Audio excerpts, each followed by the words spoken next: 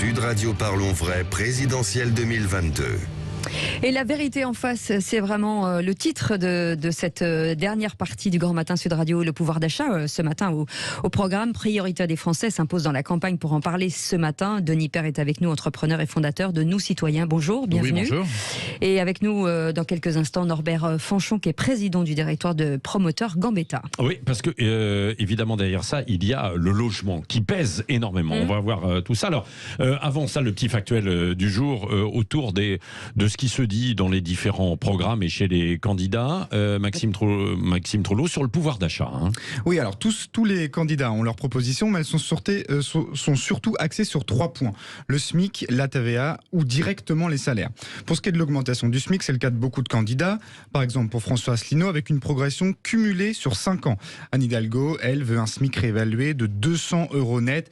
Je rappelle pour les auditeurs, aujourd'hui, le SMIC un peu plus de 1269 €.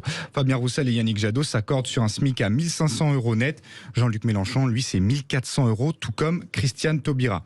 Pour ce qui est de la TVA, Anne Hidalgo mise aussi sur une baisse de la TVA sur l'essence, passant de 20 aujourd'hui à 5,5%. Proposition identique à celle de Marine Le Pen. Yannick Jadot veut lui une TVA 0% pour les produits bio.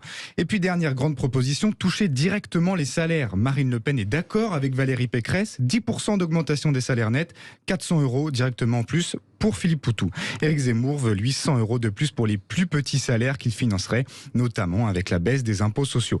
Pour ce qui est du reste des nombreuses propositions, on retrouve également la possibilité de bloquer les prix des produits de première nécessité. C'est l'idée de Jean-Luc Mélenchon. Jean Lassalle, lui, souhaite financer la rénovation énergétique des bâtiments. On notera enfin la création d'un revenu étudiant de 850 € pour Fabien Roussel. C'est 800 € pour Christiane Taubira. Bon, voilà donc des propositions pêle-mêle. Ça va un peu dans tous les sens, Denis Père. Quel est le sujet en fait fondamental pour ce pouvoir d'achat?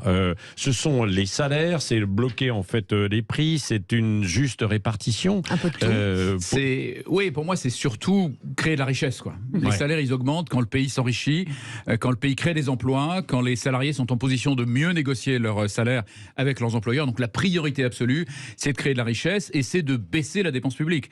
On a la dépense publique la plus élevée au monde pour des services publics qui sont d'ailleurs souvent malheureusement médiocres par rapport à ce que font en tout cas nos voisins. On prélève 140 milliards d'euros de plus que nos voisins pour faire à peu près la même chose et le faire souvent moins bien. Donc le vrai sujet, c'est d'optimiser cette dépense et d'avoir une dépense efficace pour qu'on arrête de prélever autant. Regardez par exemple le débat sur la fameuse prime de 100 € qui a été attribuée par le gouvernement pour essayer de compenser les hausses du prix du carburant. Elle concerne les salariés qui gagnent jusqu'à 2000 € net par mois. Ça concerne 38 millions de personnes. Il y a 38 millions de personnes sur un pays de 60 millions d'habitants qui gagnent moins de 2000 € net par mois. La France est un pays extraordinairement pauvre. En 1975, on était le 5e pays du monde en création de richesse par habitant. On prenait le PIB, le PIB, création de richesse annuelle, et la population était le 5e pays du monde. On a dégringolé à la 26e place. Et dans le même temps, la dépense publique a explosé. Elle était un peu en dessous de 40 points de PIB à l'époque. Elle est à plus de 60 points de PIB. Le nombre de fonctionnaires a augmenté 2 fois plus vite que la population. Et donc on voit bien qu'il y a une corrélation directe entre l'explosion de la dépense publique et l'effondrement de la création de richesse. Donc pour vous, c'est pas une question de redistribution. On est le pays qui redistribue le plus au monde. On ne crée pas suffisamment. On ne crée pas suffisamment de richesse. Et je reprends cet exemple de 2000 € net par mois, il est intéressant. À 2000 € net par mois, le coût pour l'employeur, il est de 3500 €. Les gens ne se rendent pas forcément compte. L'État prélève en charges sociales diverses et variées 1500 €. Vous habiteriez l'Espagne, le Portugal ou l'Allemagne, vous auriez entre 500 et 1000 € de net de plus dans la poche tous les mois, si on avait des services publics et des services sociaux en particulier qui coûtaient le même prix que dans ces pays-là.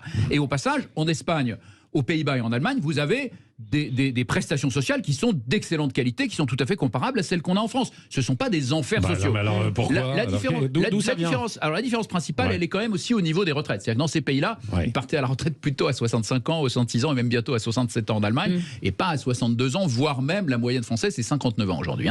Le chiffre officiel, c'est 62, mais la réalité, c'est 59 ans, parce qu'il y a beaucoup de gens qui parlent beaucoup plus tôt dans les services publics. Donc le problème, c'est l'âge de départ à la retraite, bien sûr, mais qui devrait être corrigé, selon certains, en tout cas Valérie Pécresse. Et puis, c'est surtout une très grande inefficacité de la dépense publique. On a une dépense sociale qui est à 31,5 points de PIB, qui est la plus élevée au monde. On a une dépense de santé qui est à 11 points de PIB, qui est la plus élevée au monde, au même niveau que l'Allemagne aussi. Pourtant, on n'a pas un service de santé qui est d'ailleurs particulièrement performant. Et on a, ça a été beaucoup évoqué à l'occasion de la pandémie, on a énormément d'inefficacité. Ça a été pointé par l'OCDE qui a dit qu'en France, on a 34-35% du personnel qui ne voit jamais un patient. La moyenne européenne, c'est 24. Donc cet écart de 11 points, c'est considérable. C'est des sommes gigantesques. C'est des dizaines de milliards d'euros qui sont gaspillés en inefficacité bureaucratique. D'ailleurs, on l'a vu à l'occasion de la pandémie. Quand on voyait l'organigramme du système de santé français, on avait mal à la tête. Enfin, c'est d'une complexité invraisemblable. Personne ne s'y retrouve. On a des ARS avec des gens qui vont aller compter le nombre de compresses utilisées dans les hôpitaux. La gouvernance est terriblement inefficace. Et aujourd'hui, l'État, le problème c'est que l'État, en particulier dans le système de santé, veut tout faire lui-même. Gérer un hôpital aujourd'hui, c'est quelque chose d'extrêmement compliqué. Gérer un hôpital, c'est un hôtel, c'est un restaurant, c'est des systèmes médicaux extrêmement complexes, des technologies médicales très complexes qui évoluent en permanence, c'est des systèmes d'information très complexes aussi, et c'est une gestion des ressources humaines qui est ultra complexe aussi, avec des gens de très haut niveau, qui travaillent H24, et enfin, c'est des process logistiques très compliqués. L'État qui n'est pas capable aujourd'hui d'assurer des missions régaliennes élémentaires, se croit capable de gérer convenablement des hôpitaux. Il n'en est pas capable. Et donc aujourd'hui, on en est à accepter, par exemple, que l'hôpital public coûte 30% plus cher que l'hôpital privé, pour des raisons qui ne sont pas justifiables, beaucoup parce qu'il y a une immense inefficacité de la dépense dans le système hospitalier public français. Et quand il y a quelque chose qui marche bien, par exemple, l'hôpital de Valenciennes, qui est un hôpital public qui marche extrêmement bien, c'est le résultat du hasard le plus complet, c'est parce qu'il y a un directeur d'hôpital astucieux qui s'est mis à appliquer les méthodes de management du privé, qui fonctionnent extrêmement bien, liberté, responsabilité, les chefs d'équipe gèrent un budget, ils sont responsables, ce qui n'est pas du tout le cas dans le reste de l'hôpital public, et on ne fait rien pour essayer d'émuler ce qui a été fait. Donc il y a une immense inefficacité, il y a des principes de management qui sont totalement archaïques, qui sont totalement inefficaces et qui coûtent extrêmement cher et qui se traduisent par un pouvoir d'achat qui est décimé, assommé et qui fait que les Français sont très préoccupés à Je reviens sur la création de l'emploi. Pour créer de l'emploi, faut-il avoir des candidats et des candidats formés. Donc aujourd'hui, on voit bien qu'il y a une dichotomie entre toutes les offres d'emploi et ceux qui ne peuvent pas y trouver en tout cas un lien. Donc on fait quoi ?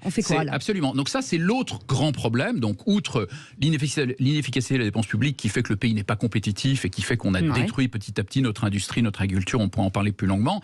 On a aujourd'hui l'industrie la plus faible d'Europe, à 11 points de PIB, le même niveau que la Grèce, qui est un pays de tradition agricole, qui n'a aucune tradition industrielle, contrairement à nous. L'autre gros problème, c'est qu'effectivement, compte tenu de l'inefficacité de la dépense éducative, cette fois-ci, on a effectivement un décalage considérable entre effectivement les offres d'emploi et la capacité des individus à pouvoir y prétendre.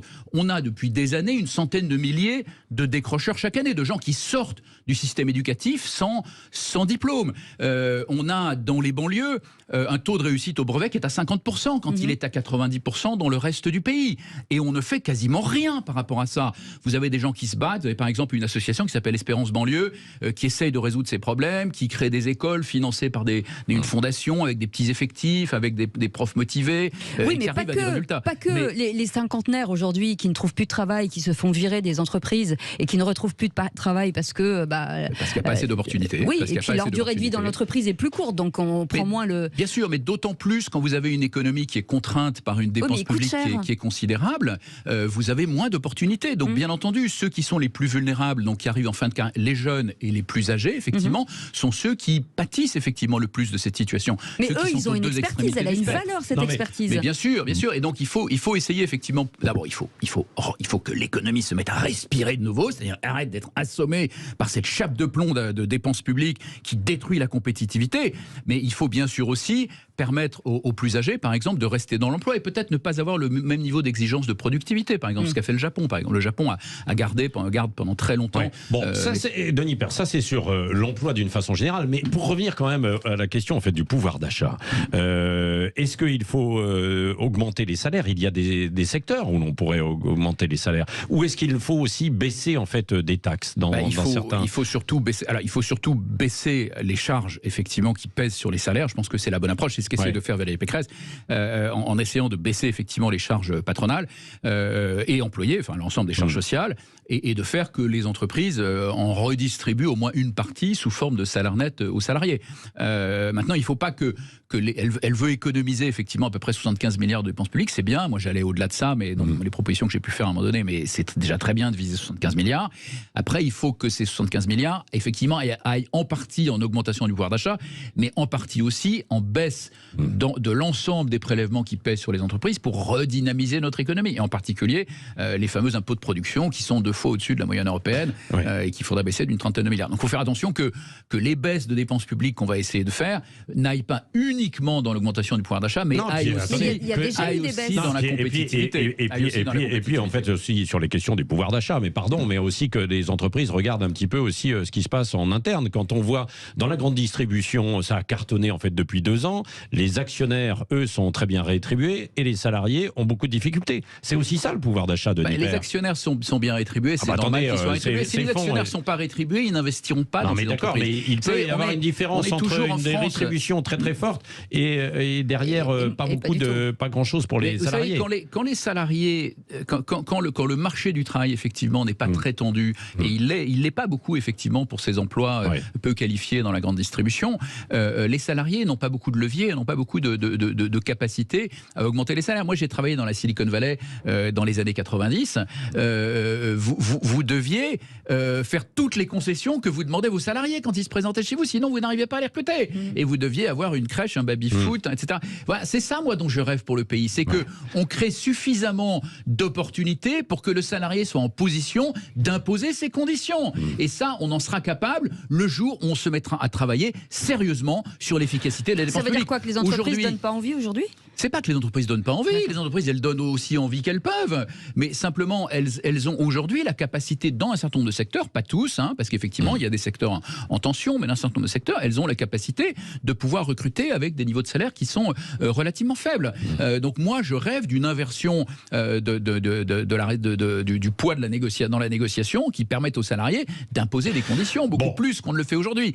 C'est le cas dans certains secteurs. Dans le secteur de la technologie par exemple, les développeurs imposent systématiquement encore aujourd'hui. Les tarifs explosent. Les tarifs explosent. Mais donc, dans des secteurs moins qualifiés, c'est plus compliqué. Mais encore une fois, la solution, selon moi, c'est que l'économie se mette à respirer, à créer de nouveau de la richesse. Et là, les salaires augmenteront immédiatement. Et on sortira de ce débat qui n'a lieu quasiment qu'en France aujourd'hui. Je veux dire, qui a connu un gilet jaune en Europe? À part nous, tous les pays d'Europe ont mis des taxes carbone. À un moment donné, ça n'a pas généré des gilets jaunes. Tous les pays d'Europe ont été confrontés à la hausse des prix du carburant. Il n'y a pas eu de prime. Il n'y a pas eu de prime de 100 € en catastrophe pour éviter un nouveau gilet jaune. Donc on a un sujet français qui est un problème effectivement de pouvoir d'achat qui est majeur et qui est lié au poids colossal de la dépense publique, à son inefficacité considérable et au fait qu'effectivement le pouvoir d'achat est totalement assommé et également la compétitivité du pays. Et bien la suite dans un instant.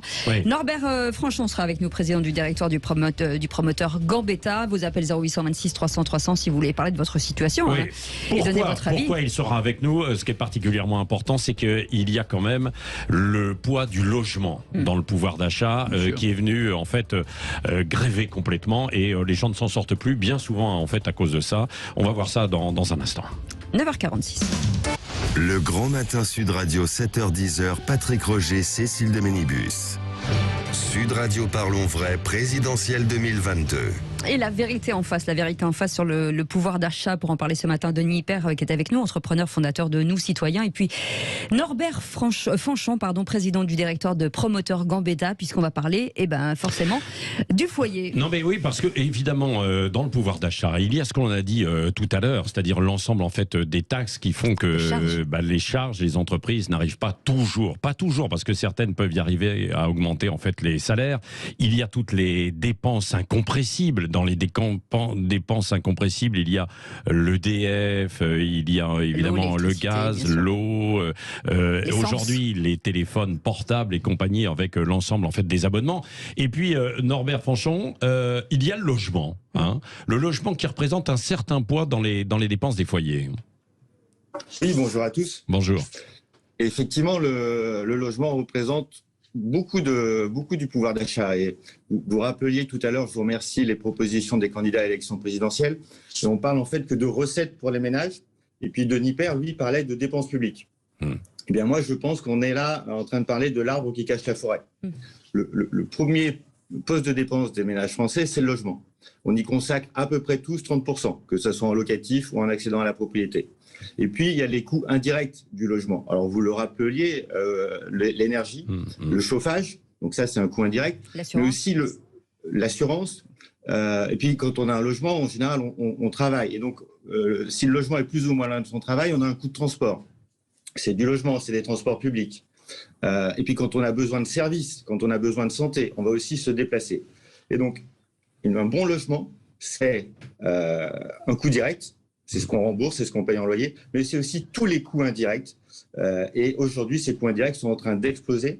Et le logement n'apparaît pas vraiment quand on fait des sondages auprès des Français comme un sujet de préoccupation majeur.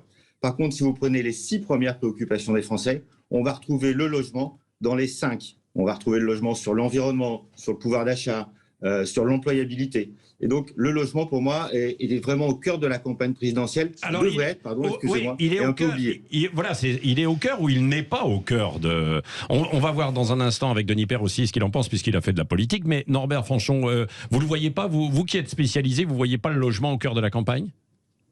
Non, je le vois, mais je le vois rarement. Tous les 5 ans, j'espère, enfin tous les 7 ans avant et tous les 5 ans, j'espère. Le dernier président à l'avoir porté, c'était Nicolas Sarkozy en 2007, quand il parlait d'une France de propriétaires. Et puis, lors du dernier quinquennat, on a commencé par la suppression de la taxe d'habitation.